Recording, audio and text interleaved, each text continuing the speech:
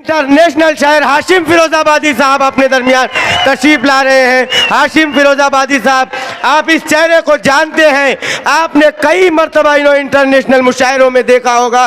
पुरजोर तालियों में इस्तकबाल करें हाशिम फिरोजाबादी साहब का। अस्सलाम वालेकुम। हाज़रीन गिरामी, ये आने वाली तारीख तय करेगी, ये आने वाले 20 तारीख बताएगी। जो आसिफ साहब के सामने हैं वो कह रहे हैं कि वो जीत गए, लेकिन अल्लाह वाला ये कहता है कि हम तो सिर्फ और सिर्फ अल्लाह के मोहताज हैं, अल्लाह हमारे हिस्से में इज्जत लिखेगा। आसिफ भाई, जब मैं मालेगांव हाजिर हुआ तो लोगों ने कहा कि हाशिम साहब आप आज यहां कैसे?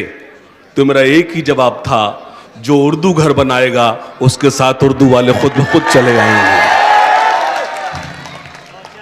आपने मुझसे शायरी बहुत सुनी है, मुझे हुक्म हुआ कि आपको कुछ नहीं करना, एक नज्म पढ़ना है, लेकिन आपकी कसीर तादाद देखने के बाद मेरा जी चाहता है कि आपसे थोड़ी गुफ्तगू करूं।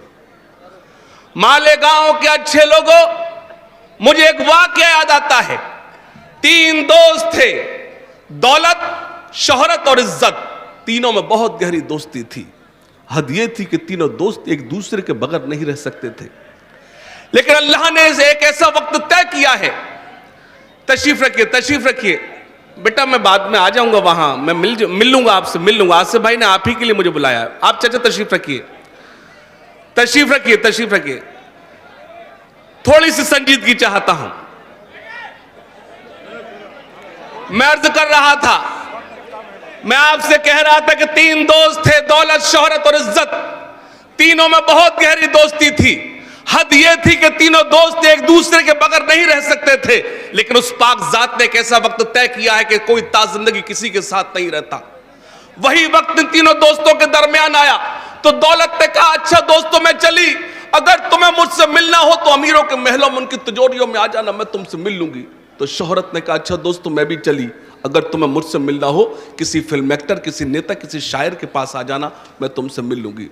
दोनों का पता सुनने के बाद इज्जत खामोश थी, रंजीदा थी। मालेगांव के अच्छे लोगों, जब दौलत और शोहरत ने पूछा, इज्जत तुम खामोश क्यों हो, कुछ तो बोलो, कुछ तो बताओ, तुम कहां मिलोगी?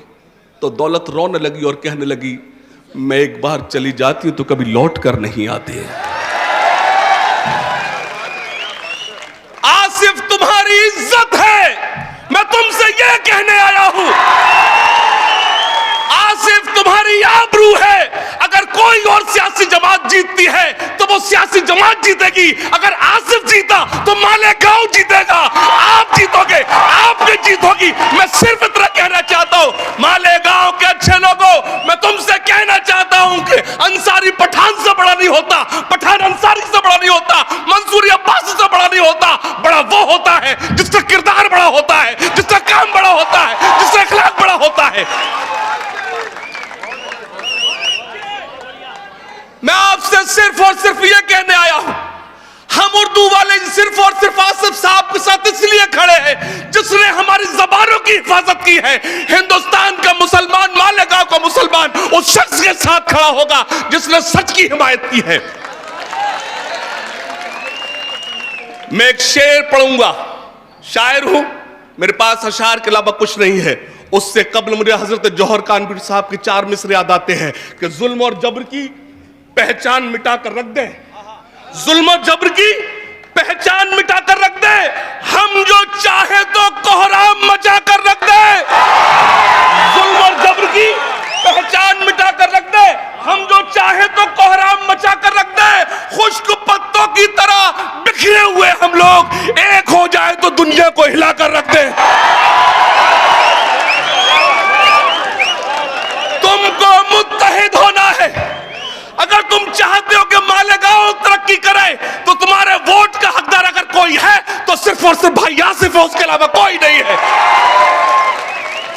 मैं तो ये कहने आया हूं आपसे, मैं तो आपसे ये गुजारिश करने आया हूं, काश हम फिर कह रहे हैं, हम नहीं कह रहे कि हम जीत गए, वो खुदाई में दावा कर रहे हैं, हम खुदा में दावा कर रहे हैं, खुदा हमारे साथ है, अल्लाह ने चाहा तो इज्जत देंगे। ये कसीर तादाद बता रही है आसिफ भाई, आने वाली तारीख आपको जीत देगी। ये रोशन चेहरे, इनकी आंखों की चमक बता रही है, ये भीड़ बुलाई नहीं गई है, ये अपनी मोहब्बत में आई है, तुम पर मिटने के लिए आई है।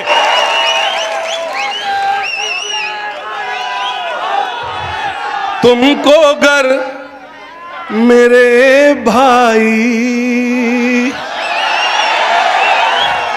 मालेगांव वालों बताना, सीटी मत बजा, कबूतर समझ रहा है क्या, ऐसे उड़ाकर वापस भेजेगा। अगर चाहते हो, कितनी मोहब्बत करते हो भाई आसिफ से, दोनों हाथ खुलकर जोरदार तालियां बजाओ, उनकी तारीफ करिए। एक शेर पढ़ूंगा, मालेगांव मेरी तारीफ करेगा, सुनना। तुमको गर मेरे भाई, वावा करो वावा। तुमको गर मेरे भाई, अब मिसरा तो पूरा होने दो। तुमको गर मेरे भाई, वरना मैं समझूंगा तुम वाहिद अंसारी को दाद दे सकते हो, वरना मैं फौरन करने को rickshaw rickshaw rickshaw rickshaw rickshaw मत एक मिसरे पर अपनी मोहर लगा देना। तुमको गर मेरे भाई झूठ को हराना है, अगला मिसरा मुझे बताएगा कि आसिफ साहब से कितनी मोहब्बत करते हो। तुमको गर मेरे भाई झूठ को हराना है, झूठ को हराना है, फिर तो रिक्शे वाला ही एक बटन दबाना है, फिर तो रिक्शे, फिर तो रिक्शे वाला ही, 3 नंबर बता, फिर तो 3 नंबर का ही बटन दबाना है। इतना दबाना कि बटन भी चीख पड़े, जीत तो गया आसिफ, और कितना दबाएगा। सुनना, ठहरे दरिया में तूफान उठाने आज आया हूं, मेरे आने का मकसद तुम्हें इन 5 सालों में तालीम से दूर किया गया है। तुम्हारे बच्चों को जिसने किताबें दी, तुम्हारे बच्चों को जिसने कॉपी और पेन दिए, तुम्हारे वोट का हकदार भी सिर्फ वही है, उसके अलावा कोई नहीं है। मेरे इस बंद का किरदार आसिफ साहब है, सुनना। ठहरे दरिया में तूफान उठाने आज आया हूं, ठहरे दरिया में, जो स्टेज पर लोग बैठे वो भी तायद करें, ठहरे दरिया में तूफान उठाने आज आया हूं, ठहरे, अगले मिसरे पे तूफान उठना चाहिए, उन तक आपकी सदाएं पहुंचे जो आपको झूठा कह रहे हैं। सच तो ये अल्लाह जानता है, झूठे तो वो खुद है। ठहरे दरिया में तूफान उठाने आज आया हूं, ठहरे दरिया में तूफान उठाने आज आया हूं, सोए हुए शेरों को जगाने आज आया हूं, सोए हुए शेरों को जगाने। इंशाल्लाह आपके हर बच्चे के हाथ में कलम और पेन होगा जब आसिफ साहब आपकी नुमाइंदगी करेंगे, इंशाल्लाह। तालीम की रस्सी तुमने हाथ से क्यों छोड़ दी, अपने मुस्तकबिल की खुद इमारत तुमने तोड़ दी। तालीम की रस्सी तुमने हाथ से क्यों छोड़ दी, अपने मुस्तकबिल की खुद इमारत तुमने तोड़ दी।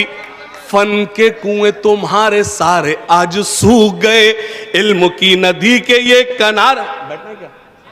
अच्छा, तालीम की रस्सी तुमने हाथ से क्यों छोड़ दी, अपने मुस्तकबिल की खुद इमारत तुमने तोड़ दी।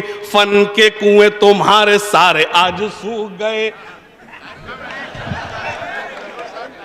जी, जाहिर सी बात है, मैं नज़्म आप तक फिर कहीं पहुंचाऊंगा, आपसे अपील करना चाहता हूं, लेकिन आपसे सिर्फ इतनी गुजारिश है, आपके वोट का हकदार इन प्रत्याशियों की भीड़ में अगर कोई है, वो सिर्फ आसिफ भाई है, उसके अलावा कुछ नहीं है। और अल्लाह ताला ने अगर आसिफ साहब को इज्जत दी, इंशाअल्लाह जश्न मालेगांव होगा और हम सब साथ बैठेंगे। बहुत शुक्रिया, आदाब।